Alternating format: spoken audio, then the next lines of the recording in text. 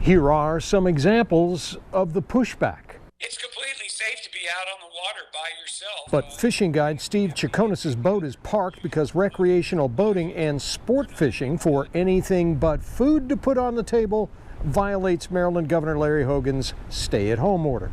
But that exception, fishing for food, is being bent, according to Maryland Natural Resources Police Superintendent G. Adrian Baker, who spoke to me on the phone. There is an exemption which allows them to be fishing for sustenance, and that may be occurring on the boat.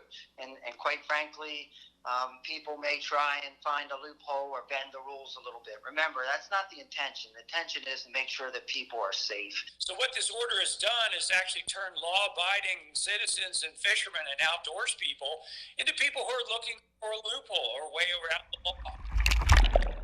Further complicating things on the water, according to critics, is that kayaking and paddleboarding are exempt because they are considered exercise, which the governor has encouraged. The golf community has similar complaints. Golf is the ultimate social distancing activity, wrote one golf club in a tweet. It's played outdoors, spaced apart on roughly 200 acres. But golf courses have remained closed at the same time. Recreation trails have become congested with people running, walking, and chatting.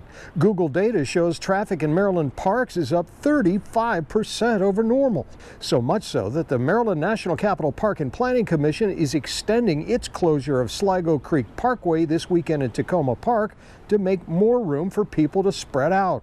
So what's allowed in Maryland and what's not? It's yes to biking, jogging, hiking, walking, and kayaking for exercise, keeping your distance and wearing a mask in public. No to golf, recreational boating, and sport fishing, unless you really are trying to catch dinner. If you're feeling confused about all of this in Maryland, the Governor Larry Hogan has tried to make it simple. No Marylander should be leaving their home unless it's for an essential job or for an essential reason. Scott Broom, WUSA 9.